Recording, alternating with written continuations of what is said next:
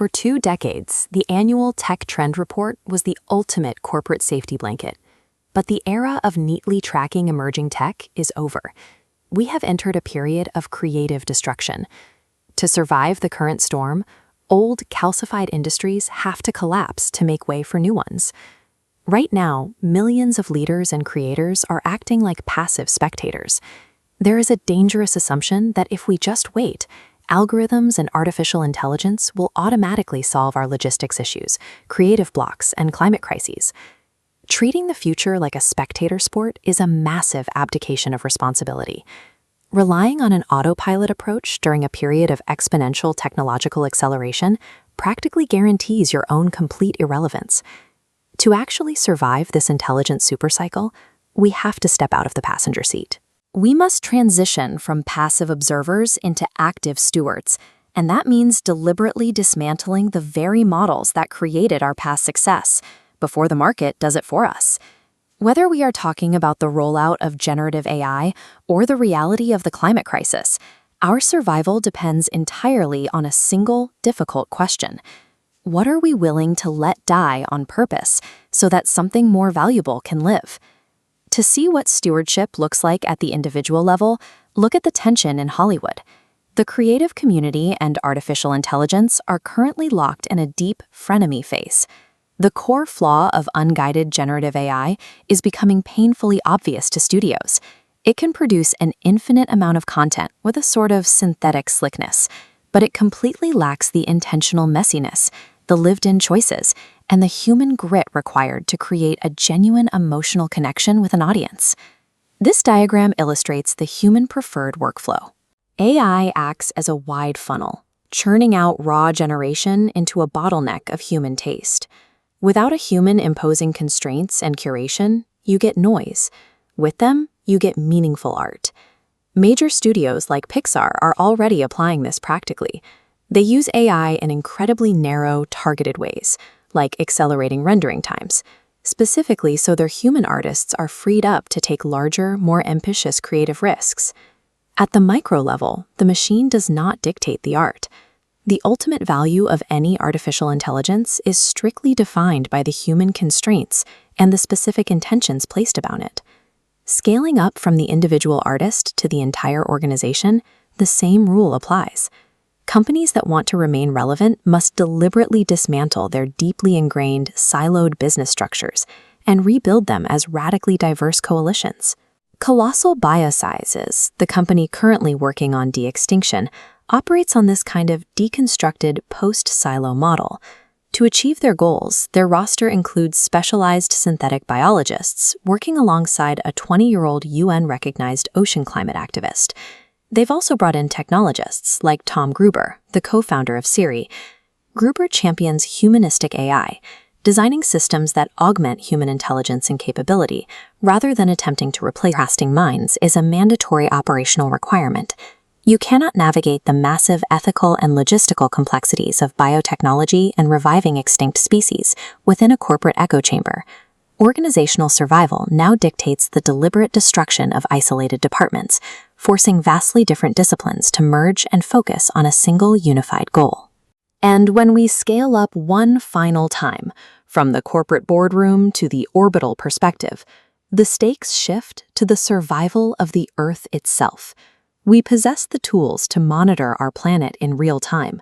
In fact, half of the Earth's vital signs are currently being measured from space. This mapping visualization shows how satellite constellations feed high-frequency geospatial data into AI systems.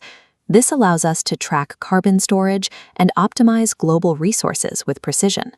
But this massive influx of raw planetary data is completely useless without human intention directing it.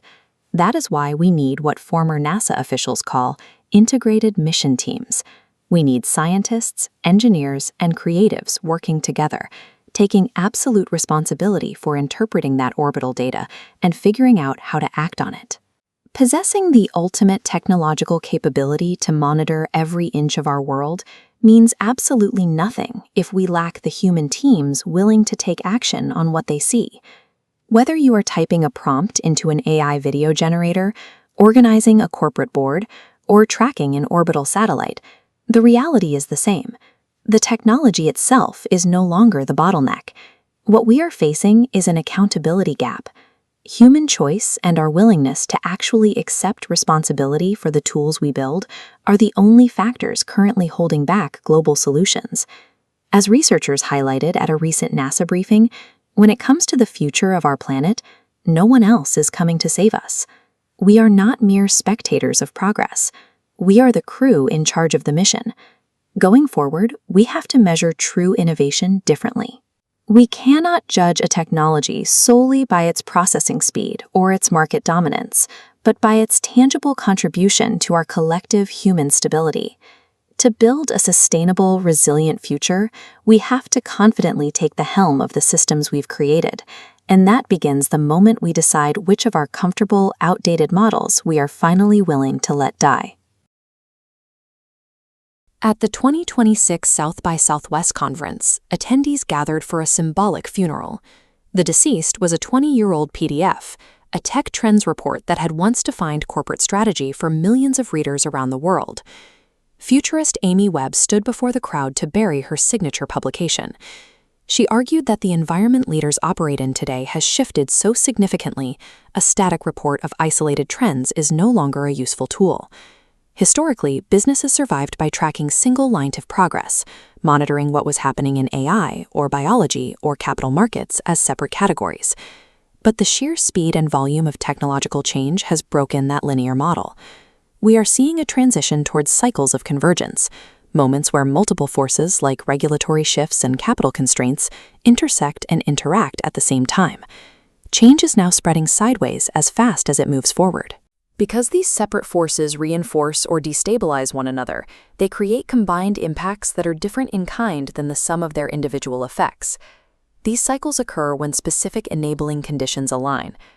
During the Industrial Revolution, steam power and mechanized production collided with falling transport costs and labor mobility to break the existing agrarian order. After World War II, a similar clustering occurred. Cheap oil and the Bretton Woods financial system aligned with mass industrial output and a new managerial class to rewire global rules around American dominance. This period saw the expansion of higher education via the GI Bill and the construction of the interstate highway system, permanently resetting commerce and labor.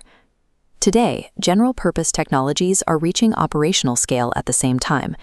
These forces are clustering to dismantle foundational assumptions about how institutions scale and how value is created. On the floor of the festival, the most visible collision is the collapse of the Internet's foundational architecture under the weight of artificial intelligence. Data from the 2026 conference shows bot traffic exceeding human internet traffic by 2027 as AI agents navigate the web independently. This shift drives generative engine optimization, structuring content to be cited directly by AI models instead of ranking in search results. As these platforms deliver synthesized answers quickly, the relationship between publishers and audiences is changing. Systems are shifting away from waiting for user input and moving toward acting on statistical forecasts of what a user is likely to do. Autonomous agents now perform the browsing and shopping, while the web transitions from a library of pages to a network of predictive, preemptive actions. Code is also colliding with physical reality. At artist Jonathan Yeo's exhibition, the boundary between digital and biological space is becoming porous. Using smart glasses, Yeo layers digital data onto physical oil paintings. An active digital layer continuously interacts with the physical canvas. This convergence extends into biology. Scientists like Dr. Tara Carini translate natural principles into programmable, carbon-negative materials, treating biology as editable infrastructure. Sensing is becoming continuous. Biometric systems identify people by default, through their face, gait, and voice, engineering the concept of anonymity out of everyday existence. As sensing becomes constant and biology becomes editable, the average human is becoming a platform for mass-produced, system-defined upgrades. Perhaps the most personal collision is the outsourcing of human empathy to scalable digital platforms.